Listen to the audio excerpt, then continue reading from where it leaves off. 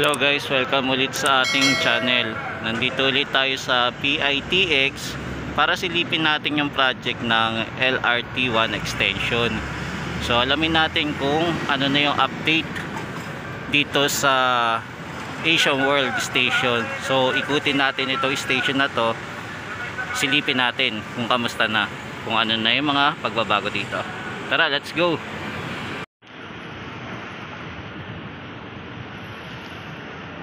Dito guys sa area na to, may mapapansin tayo may ginagawa. Posibleng ito yung magiging daanan papunta at palabas ng LRT1 extension. So ito yung walkway papunta sa station ng Asia World. Marami na din palang building ang mga nagawa dito sa area na to. Tataasan natin malapit sa PITX Land Transportation Terminal.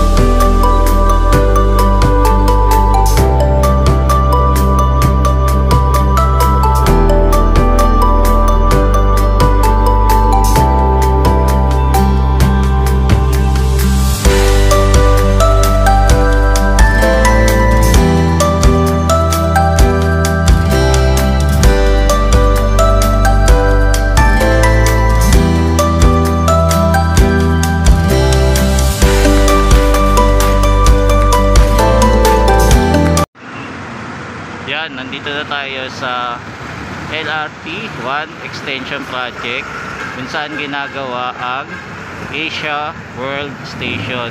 So ito na yung latest update ng Asia World Station dito. Meron na din pala itong bubong. Yan, kung mapapansin natin, malaki na din pala ang improvement dito sa area na to simula ng almost 1 month na tayo lumipas na hindi nakaka-vlog dito. So hindi lang ito yung bibisitahin natin, alamin din natin ang NIA Station at saka Redemptorist Station. So for the meantime, ito muna yung latest update natin dito sa area ng Asia World. So punta naman natin ang NIA Station.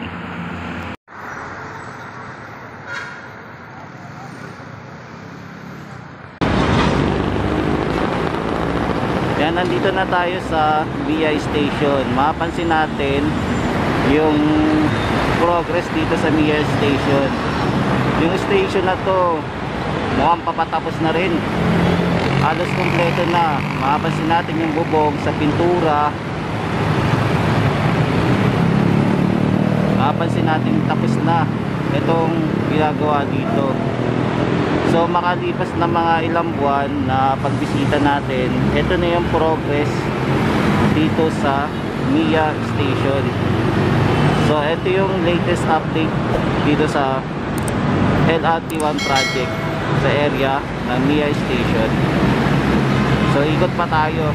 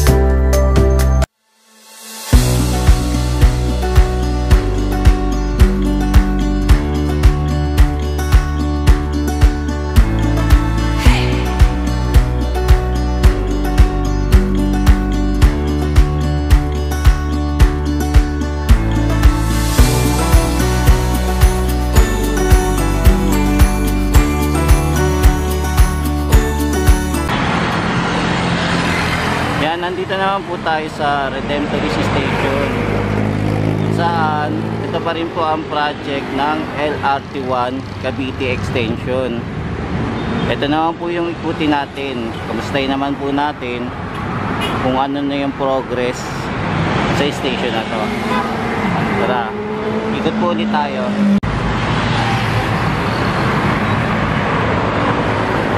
So ito na rin po yung progress dito sa Redemptorist.